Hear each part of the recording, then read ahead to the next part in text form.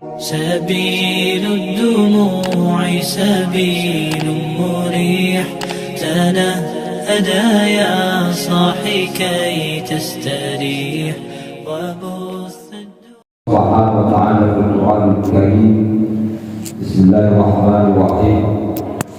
يا أيها الناس اعبدوا ربكم الذي خلقكم والذين من قبلكم لعلكم تتقون. Sadaqallahul azim. Bapak, ibu, orang tua kami yang dimuliakan Allah, kaum muslimin dan muslimat sidang jamaah Masjid Al-Mukarramah yang dimuliakan Allah Subhanahu wa taala. Alhamdulillah, pada pagi yang mulia ini kita dengan rahmat dan hidayah dari Allah Subhanahu wa taala dapat melangkahkan kaki kita ke rumah Allah yang mulia ini, melaksanakan sholat fardu subuhi berjamaah. Kita lanjutkan yang pengajian. Mari diiringi dengan i'tikaf di masjid yang mulia ini dengan niat nawaitul i'tikaf fi hadzal masjid lillahi ta'ala. Sengaja aku i'tikaf di masjid ini karena Allah Subhanahu wa taala. Dan insyaallah kita akan sampai sholat sunat suruh, dan mudah-mudahan apa yang kita lakukan ini mendapat ridho dan inayah dari Allah Subhanahu wa taala. Amin ya rabbal alamin. Salawat salam kepada Nabi kita Muhammad sallallahu alaihi wasallam.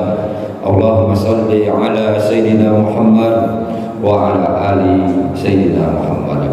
Bapak yang kami muliakan, kajian yang akan saya kasih secara taufik, secara besar adalah 7 ajar legalitas bid'ah dan persoalan akidah.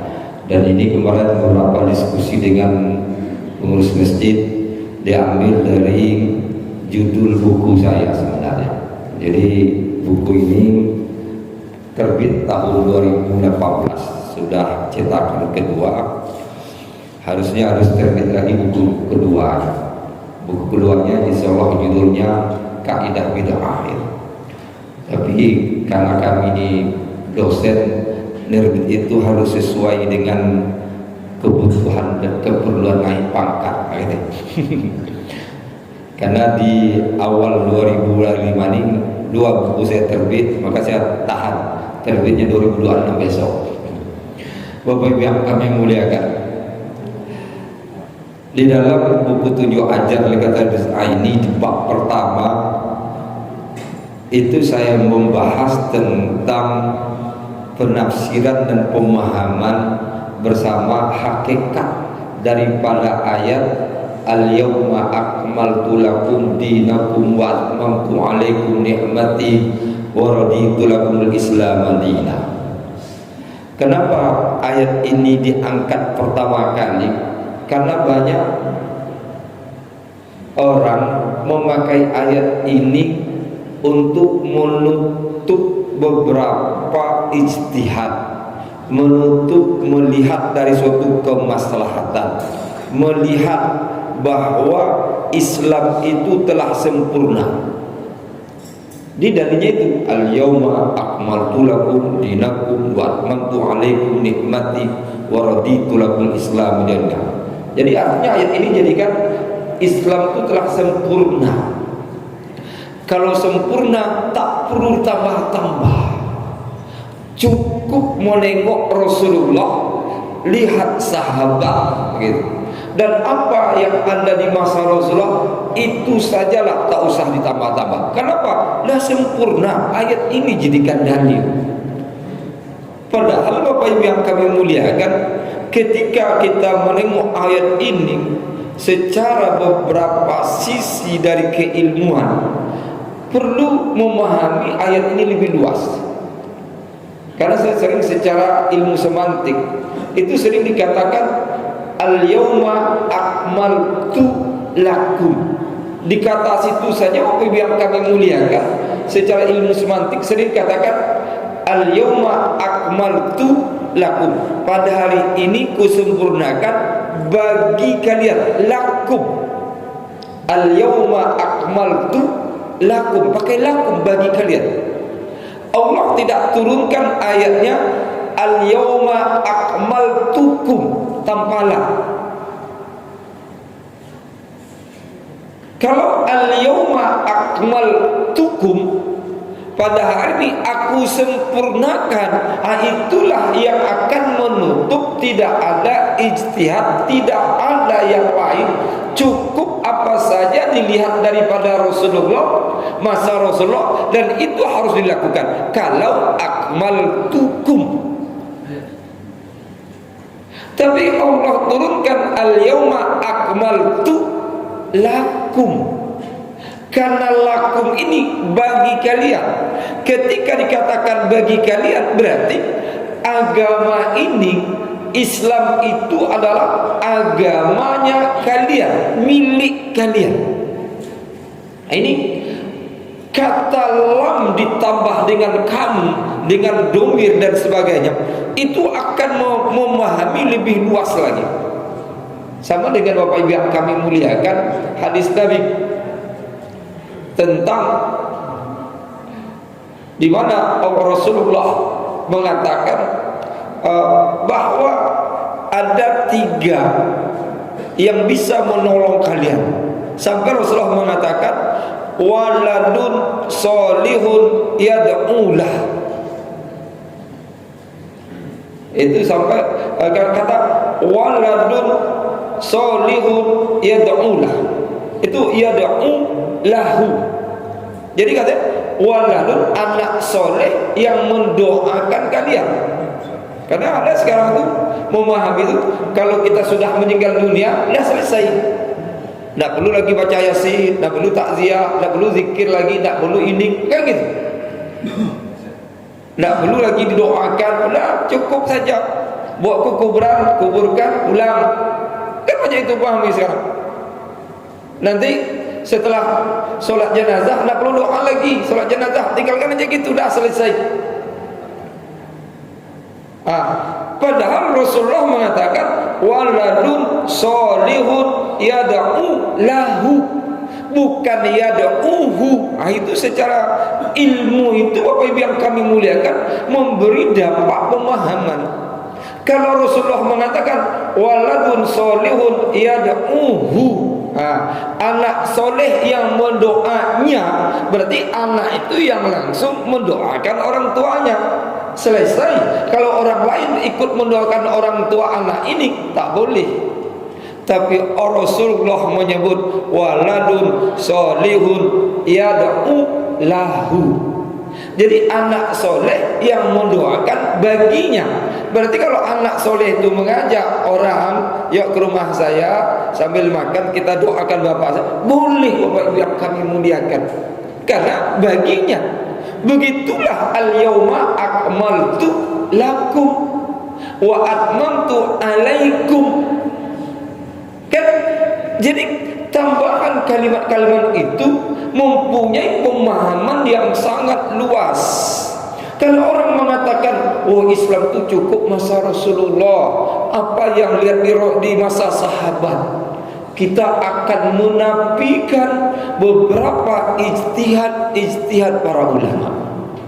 Kita akan melihat nanti apa yang berkaitan perkembangan daripada bagaimana umat Islam ini menyebar ke penjuru dunia. Bapak Ibu yang kami muliakan, maka ketika kita memulai dengan al-yauma akmaltu lakum ini, maka kita akan menggunakan, kalau istilah ilmiahnya, berkaitan dengan komprehensif.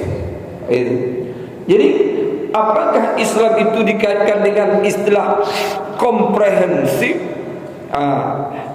atau dengan istilah kamil mutakamil atau samil mutasamil? Kalau bahasa Arabnya. Kalau diterjemahkan bahasa Indonesia, apakah Islam itu sempurna dalam arti sudah cukup apa yang ada diturunkan di masa Rasulullah dan sahabat, atau Islam itu mutakamil, dia akan mensempurnakan apa yang ada? Maka Rasulullah sallallahu alaihi wasallam mengatakan tentang masa. di mana Rasulullah mengatakan khairul qurun qarni sumayalunahu sumayalunah. Ini hadis yang banyak diriwayatkan. Tapi kalau Imam Baihaqi ditambah lagi sumayaluna sampai 3 kali yalunahu. Tapi saya cenderung mengambil yang dua, yang khairul qurun, sebaik-baik masa, kata Rasulullah, qarni, masaku atau masa Rasul hidup, sumayalunahu, kemudian masa sesudahnya, berarti masa sahabat hidup, summa yalunahu, itu masa sesudahnya, berarti masa sesudah masa sahabat yang disebut dengan masa tabi'in. Kalau dalam Imam Baihaqi ditambah lagi tabi'in. Tapi saya cenderung mengambil hadis yang banyak diriwayatkan. Berarti Rasulullah mengatakan sebaik-baik masa itu 3 masa. Masa Rasulullah hidup, masa sahabat hidup, masa tabi'in hidup. Ini cukup lama.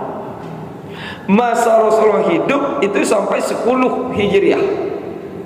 Masa sahabat hidup itu sampai tahun, ada yang mengatakan 100 atau 101, ada 102 atau 103. Itu dihitung sahabat terakhir meninggal dunia, Abu Tufail. Kita ambillah yang mudah menghitung sampai 100 tahun, 100 Hijriah. Berarti kalau dihitung 90 tahun setelah Rasulullah wafat, itu masa sahabat.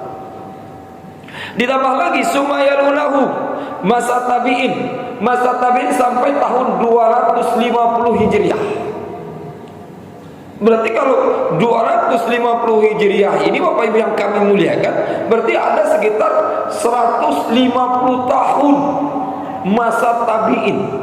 Karena masa tabi'in ini itu bisa dihitung. Kenapa? Imam Malik tabi'in, Syafi'i tabi'in, Imam Ahmad bin Hanbal tabi'in, Imam Hanafi tabi'in. Kenapa dikatakan tabi'in? Karena mereka berjumpa dengan sahabat. Maka tabi'in inilah orang yang berjumpa dengan sahabat. Sahabat orang yang berjumpa dengan Rasulullah. Lama Bapak Ibu yang kami muliakan, 150 tahun, berarti 250 Hijriah. Lumayan. Kalau ditengok di sini lagi sampai perkembangan itu Bapak Ibu yang kami muliakan, menengok perkembangan Islam. Kalau Islam kita tengok begitu luas, 250 Hijriah, kita bawa ke Indonesia. Indonesia ini yang disebut dengan Nusantara, as-sarku, kata Rasulullah. Karena Rasulullah pernah di depan Multazam.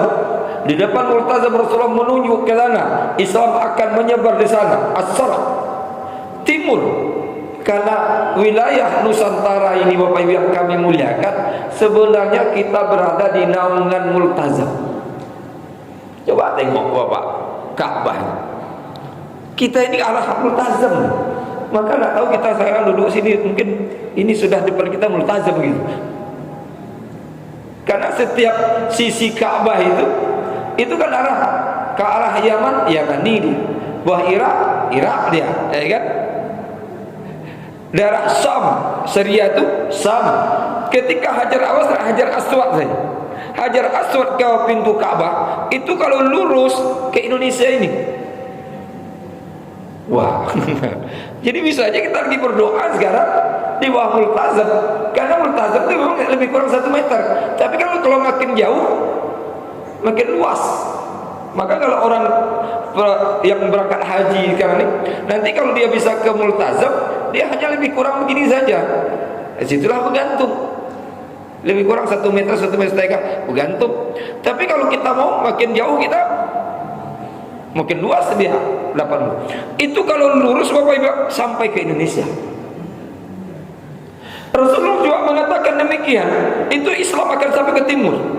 Ternyata Bapak Ibu yang kami muliakan, ketika Islam sudah masuk ke timur ini, maka kita jumpailah Bapak Ibu yang kami muliakan, beberapa sahabat Nabi yang sudah menginjak kakinya di Nusantara. Kalau saya katakan Nusantara atau Indonesia, kalau dulu namanya Nusantara, dia menginjak kakinya ke Indonesia.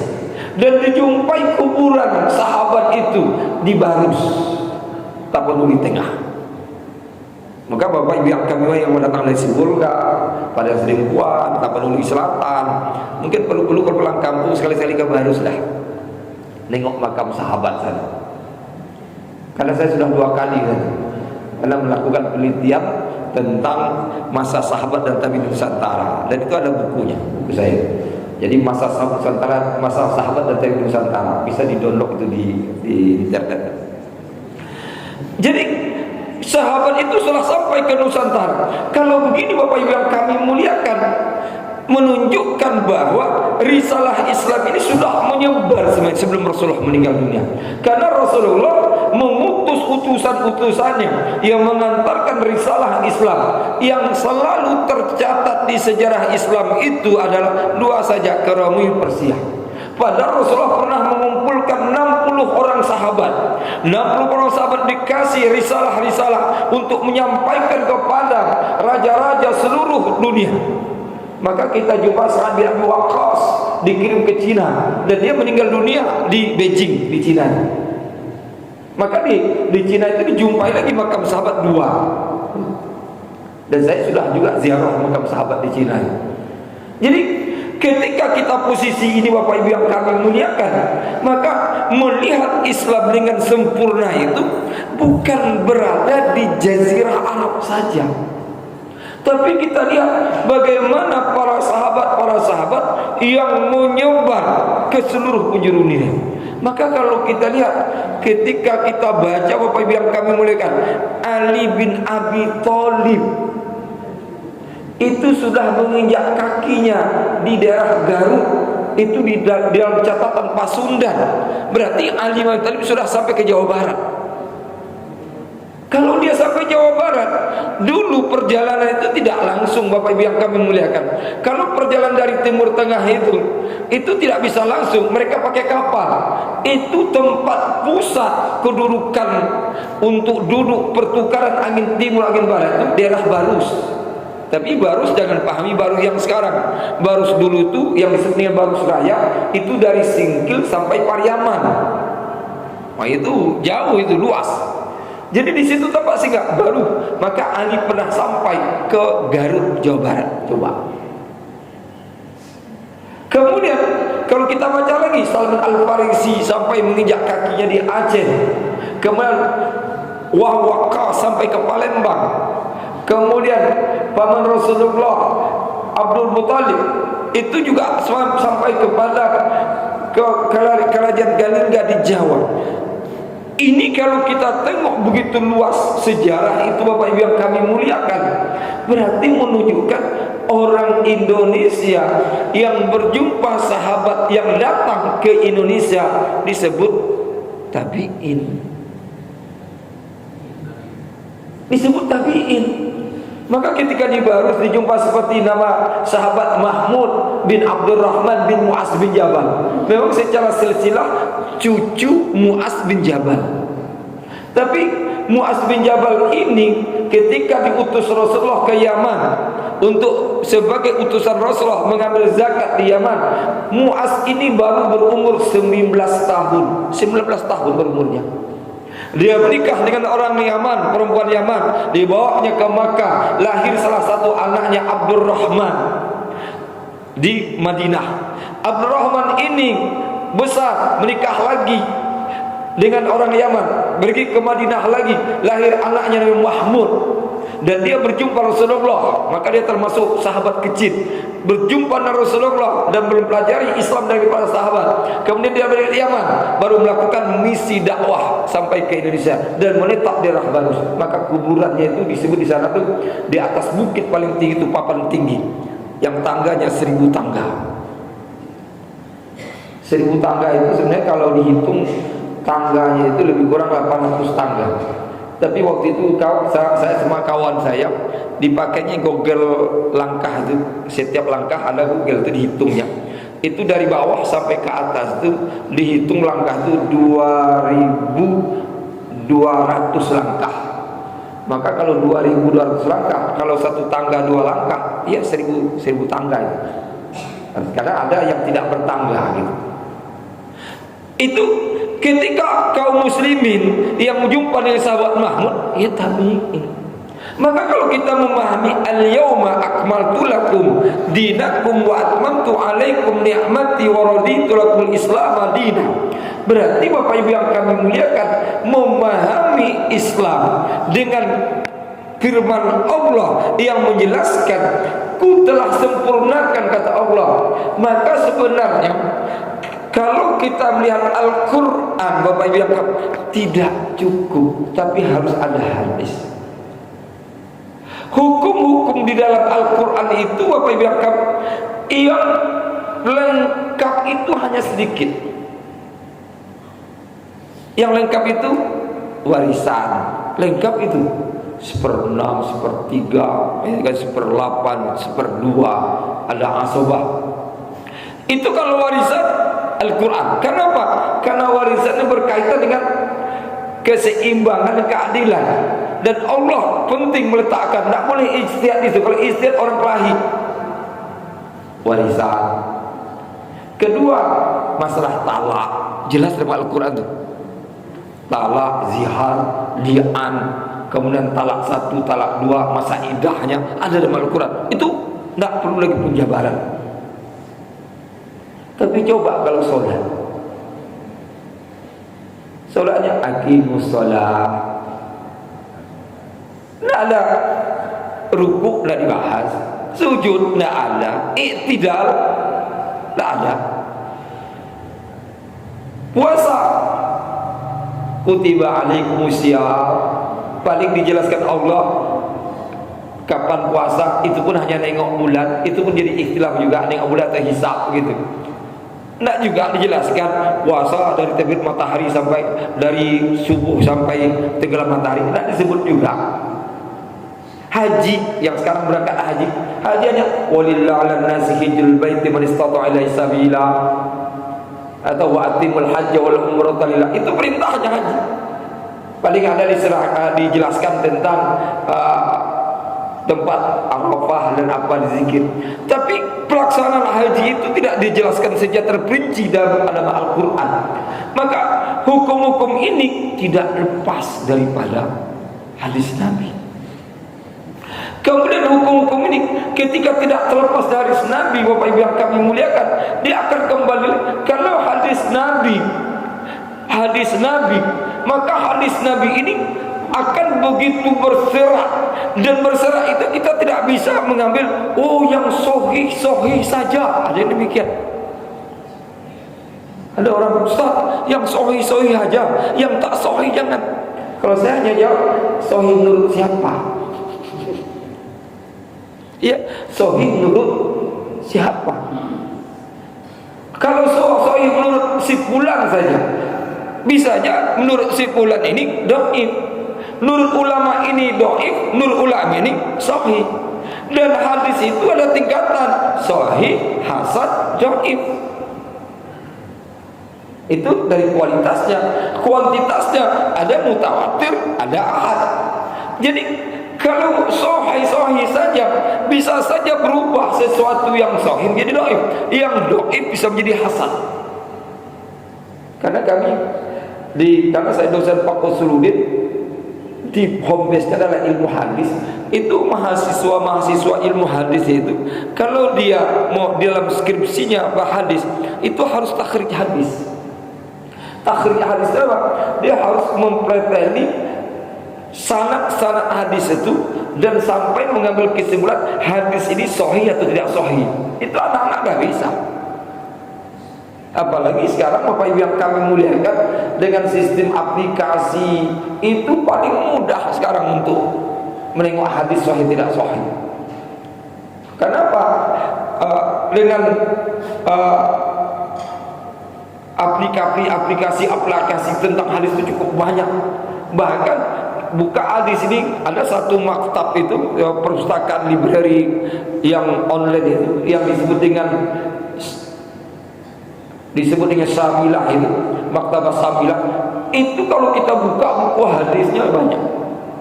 Bahkan buku di dalam itu sampai 1 juta buku lebih. Tapi syaratnya satu aja, harus pandai bahasa Arab gitu aja. Kalau tak pandai bahasa Arab tak bisa juga itu.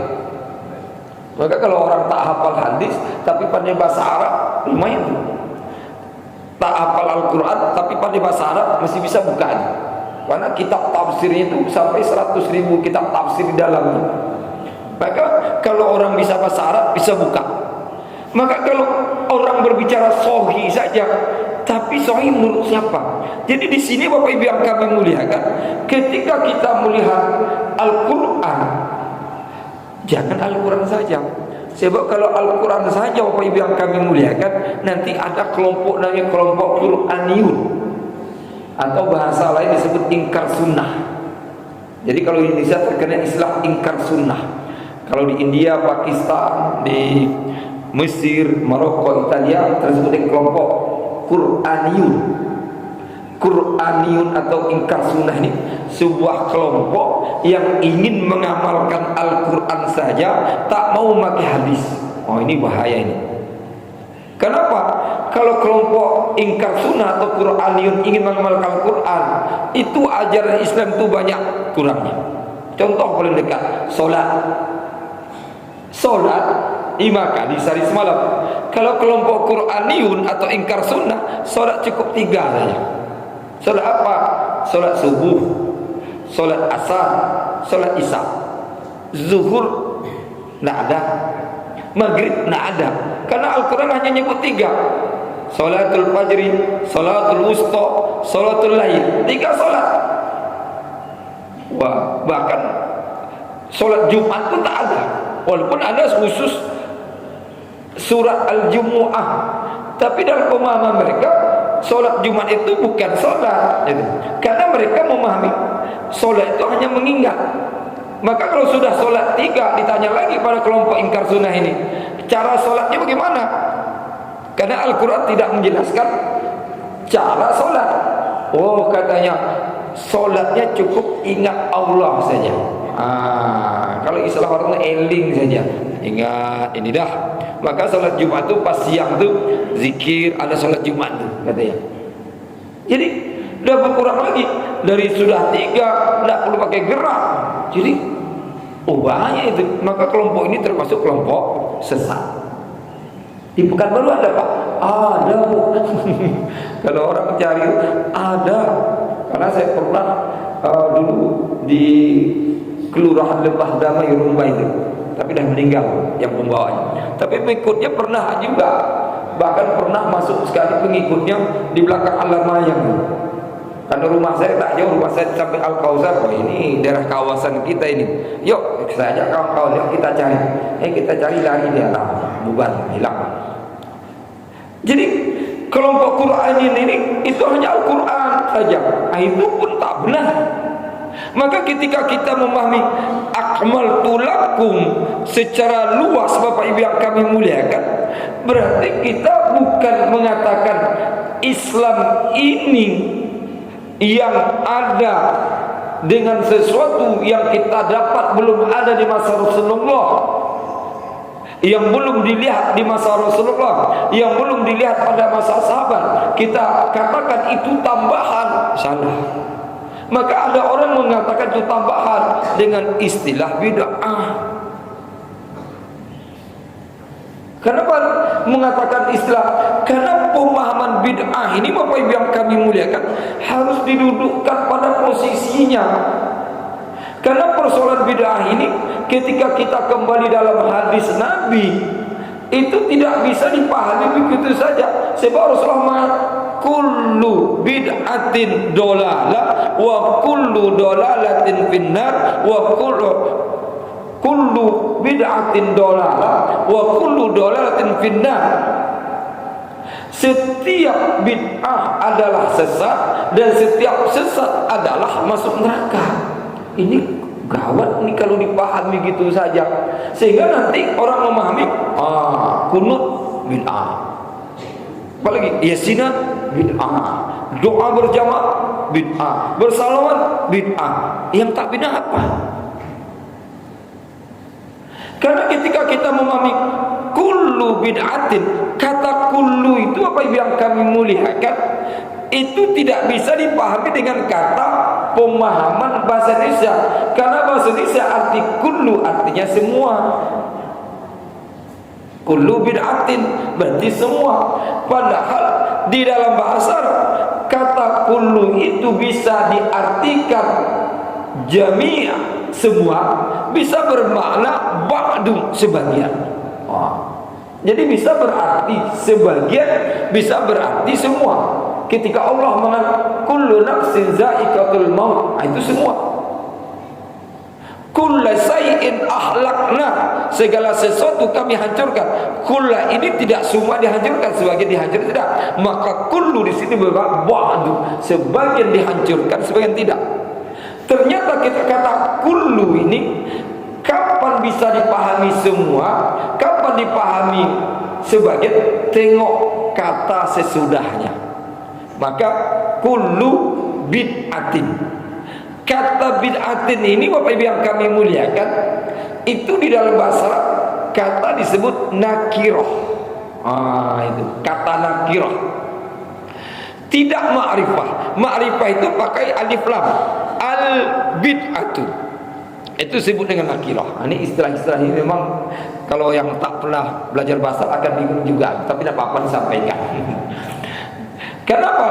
Istilah itu apa yang kami muliakan untuk menjelaskan. Jadi kalau al bid'atu dengan bid'atun itu beda.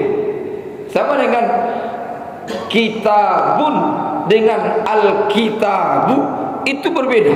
Jadi ada namanya nakirah dengan ma'rifah. Maka kalau al kitabu itu disebut ma'rifah. Kalau ma'rifah pakai al itu tunjuknya hanya satu saja.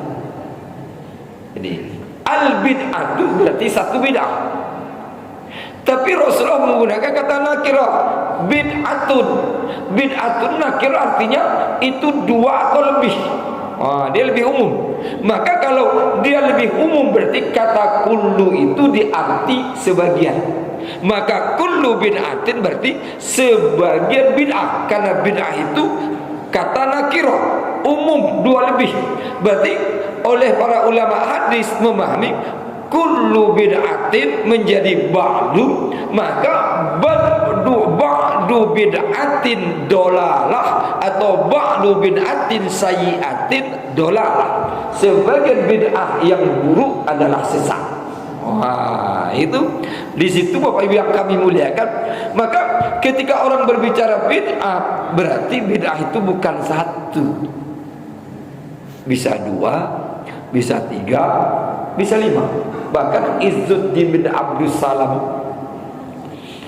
di dalam buku saya tulis itu, Izzuddin bin Abdus Salam itu membagi bid'ah itu lima. Dia terkenal Sultan Ulama sebagai ulama maqasid syariah. Dia membagi bid'ah itu lima. Lima ini dikaitkan dengan hukum.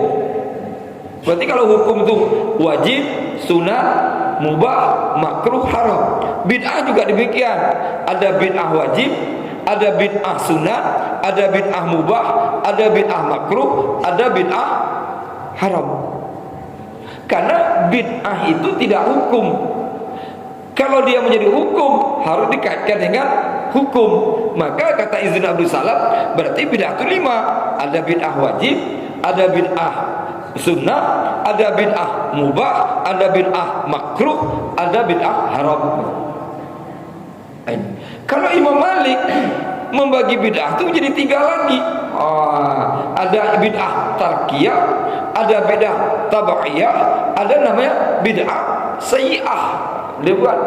Jadi artinya bid'ah tarkiyah, bid'ah yang harus ditinggalkan, bid'ah tabaiyah, bid'ah yang bisa diikuti, bid'ah sayyi'ah ini yang buruk.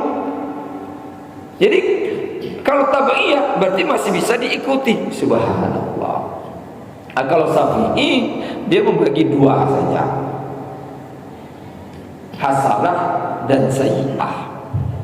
Tapi Bapak Ibu yang kami muliakan, kembali pada firman Allah. Ini lah kemana-mana ini. Tapi untuk mukadimah hari ini memang agak luas kajian kita. Ketika kita kembali dalam al-yawma akmaltu lakum dinakum wa atmamtu alaikum nikmati wa raditu al-islam madinah. Pertama yang kita pahami Bapak Ibu yang kami Islam. Sekarang Islam ketika dibuat pengertian, kita harus membuat pengertiannya lebih luas. Ada orang kalau di kampung-kampung Islam itu dari hurufnya I, S, Lam, A, R kata. Kalau I, Isa kata kan, S, subuh, L, lohor. Nah itu zuhur kan, dulu lohor dulu. Sekarang aja baru zuhur. Dulu orang kampung kita, yuk sholat lohor gitu kan. A, asar, M, maghrib. Dulu mami Islam itu pokoknya sholat 5 kali salam itu udah Islam gitu. Karena dulu banyak tak sholat gitu. Istilah sholat dulu Bapak Ibu yang kami muliakan, sekarang ini yang sudah menyebar istilah sholat. Dulu kan orang mengatakan sembahyang, sembahyang ya kan. Uduk dulu sering nyawe ini bukan mengambil uduk. Itu istilah-istilah itu berkembang. Kenapa? Mulut kita sudah terbiasa dengan istilah Arab itu, jadi akhirnya sudah menjadi bahasa Indonesia.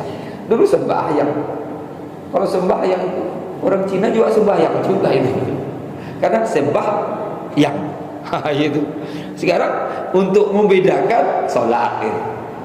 Tapi kalau Islam, ketika kita bawa Islam secara luas, maka Islam itu agama dari Nabi Adam sampai Nabi Muhammad. Itu pertama dipahami dulu. Jadi artinya apa? Nabi apapun dari Nabi Adam sampai Nabi Muhammad ini, itu Islam. Nabi Isa agamanya Islam, Musa agamanya Islam, Daud Islam. Ketika Nabi Yusuf, Ibrahim, Islam. Jadi kalau kaitan dengan Islam demikian apa yang kami muliakan, yang membedakan antara Islam satu Nabi dengan Nabi yang lain, antara Rasul dengan Rasul sampai Nabi Muhammad adalah syariatnya. Maka ada syariat Nabi Ibrahim, ada syariat Nabi Adam, ada syariat Nabi Muhammad. Tidak boleh syariat-syariat ini tidak boleh dibawa ke Islam kecuali yang sudah dimodifikasi Islam. Seperti tawaf, dah ada di zaman Nabi Ibrahim, dibawa dari Islam, ada syariatnya. Tapi kalau nabi-nabi yang lain tak boleh. Contoh di dalam mungkin Bapak Ibu terkenal itu dengan film Wali satu wali. Berada kata wali nak dari boleh gitu kan. Itu kan ada istilah nikah batin sampai situ.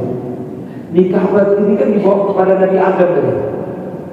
Nabi Adam ketika nikah dengan Siti Hawa, walinya Allah, saksinya malaikat. Oleh wali ini bawa juga nikah batin itu juga. Nak perlu pakai wali, cukup nanti walinya Allah.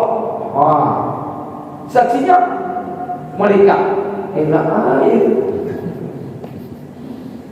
Jadi saya coba mentelusuri Bapak Ibu bagaimana cara nikahnya. Jadi rupanya ketika dia berjumpa dengan seorang, itu kan wanita hanya cerita aja, tapi kan itu kan terjadi, itu seperti di Lombok. Sebenarnya kan bagus, itu sebenarnya film itu akumulasi dari banyak yang terjadi sebenarnya. Bagus juga untuk mengambil pelajaran bahwa itu tidak boleh. Agar akumulasi banyak terjadi di satu wilayah. Bagus juga itu. Mungkin bagus untuk diputar di Indonesia. Kita tengok, sambil tengok kesesatan bagus itu. Tapi jadi contoh. Ini bahaya contoh itu. Jadi berarti nikah batin itu apa yang kalau ditelusuri juga rupanya caranya pakai syahadat. Jadi artinya laki-laki ngomong pada perempuan, saya akan menikah engkau, saya akan menikahi engkau katanya, yang disaksikan Allah, yang walinya Allah dan disaksikan para malaikat.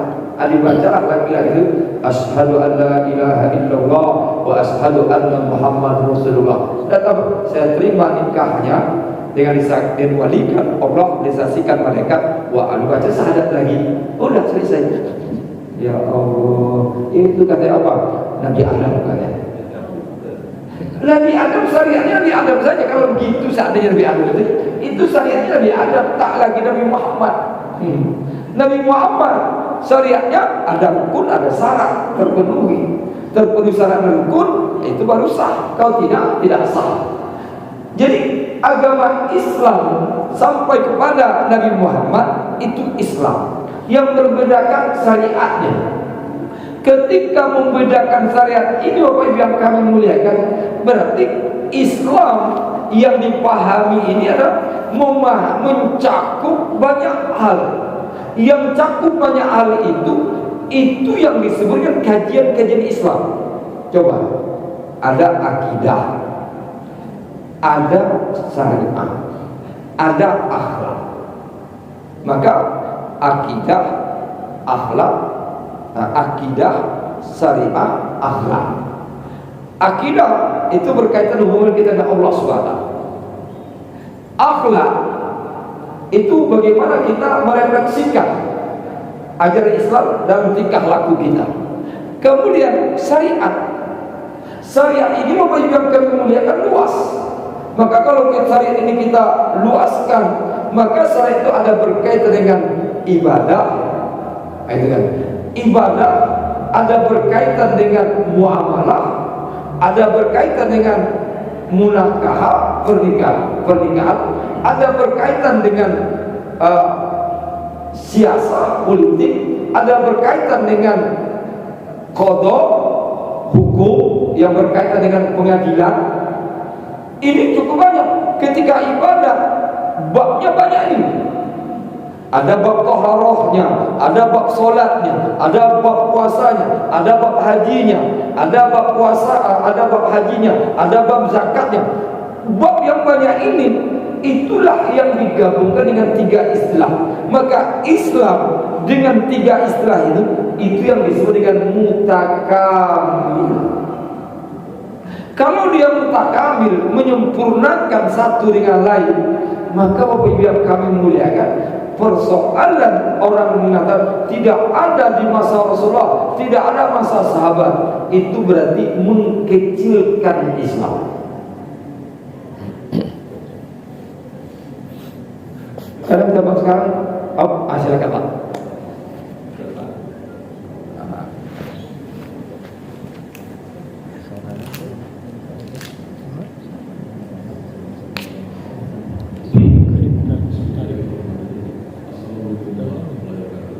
Waalaikumsalam. Tadi Pak Ustaz mengatakan Islam kurang lengkap. Ya. Tapi kurang sempurna.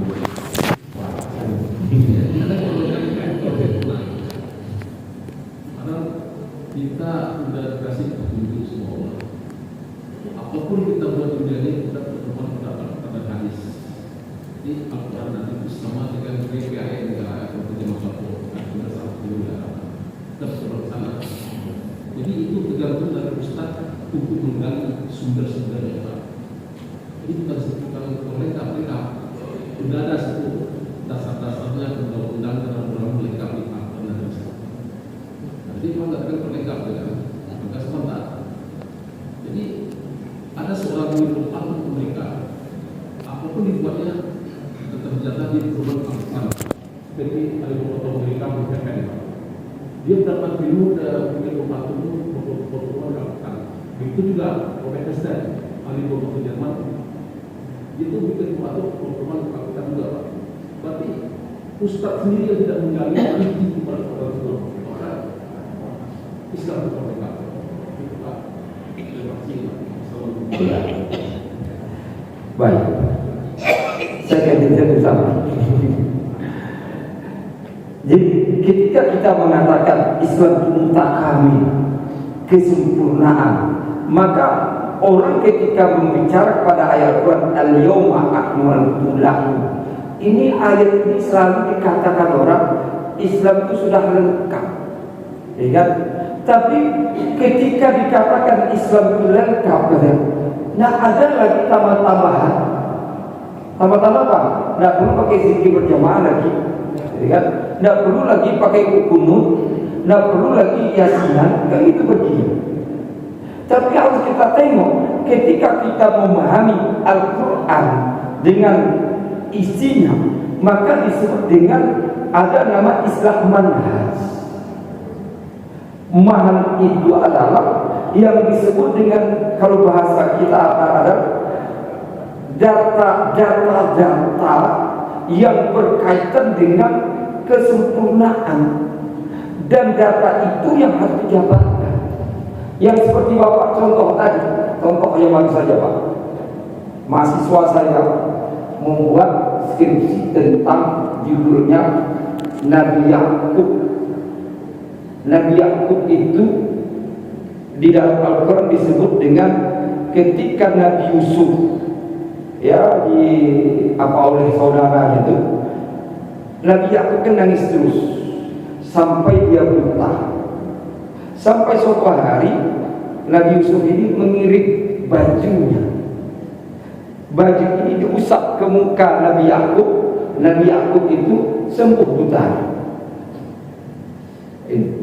Rupanya diteliti oleh seorang ilmuwan Mesir, apa hubungannya kok bisa baju Nabi Yusuf diusapkan kepada Nabi Yakub itu terbuka matanya. Ditelusuri, oh rupanya di baju Nabi Yakub, Nabi Yusuf itu ada keringat, ada yang keringat. Keringat itu diteliti, ternyata dalam keringat itu ada zat-zat tertentu. Zat-zat tertentu ini kemudian kalau kena mata kita bisa membuat sembuh mata kita. Dan itu oleh ulama Mesir, oleh ilmuwan Mesir itu ada zat tersebut diambilnya, kemudian dijadikan obat menyembuhkan mata buta dan sebagainya. Dan itu sudah dapat lisensi di Amerika. Coba, jadi berarti ada data-data umum yang bisa dikembangkan oleh ilmuwan. Itu disebut dengan ijazul ilmi. Nah, ini kalau kita pergi membahas tentang keilmuan, tapi saya tidak sampai ke sana. Saya ingin mendudukkan ungkapan-ungkapan orang yang mengatakan cukuplah masa Rasulullah saja, cukuplah masa sahabat saja, Islam tak usah tambah-tambah. Kan itu maksudnya. Bukan kita kembangkan itu. Kalau kita kembangkan keilmuan nanti bisa luas Pak. Kami yang tak usah berbicara dengan ilmuwan banyak lagi. Mahasiswa kami ini sudah bisa menelusuri itu dengan mengambil pendapat-pendapat ulama, penelitian-penelitian. Jadi ketika kita mengembangkan demikian itu, apa yang kami bilang, dia akan luas lagi. Jadi ada data-data yang besar dan itu harus dikembangkan. Data-data besar inilah yang menunjukkan kesempurnaan Islam. Maka kalau Al-Quran itu kita katakan sempurna, bukan berarti apa yang ada di masa sahabat Rasulullah saja, tapi ada data besarnya harus kita kembangkan. Data besar inilah yang kita wujudkan dengan istilah kata mutakamil, komprehensif. Maka ketika komprehensif, Islam ini boleh disebut dengan Islam sholih likulli zamanin wa makanin. Artinya apa? Islam ini bisa dilaksanakan di mana saja dan kapan saja. Mungkin kita lanjut pada pertanyaan yang bisa disampaikan. Karena waktu masih ada. Tugas Ustaz kan untuk menggali isi dia Pak. Karena cara Ustaz selama ini mereka semua menyadarkan umat Islam semua kita masuk neraka, gimana kita kalau masuk orang tua, gimana kita dari balik. Tapi inti apa tidak digali oleh Ustaz. Itu sudah tadi kan. Ya, itu ambil contoh mereka nomor PPD. Ini belajar apa bikin contoh bisa dari Al-Quran, dari tidak Al-Quran.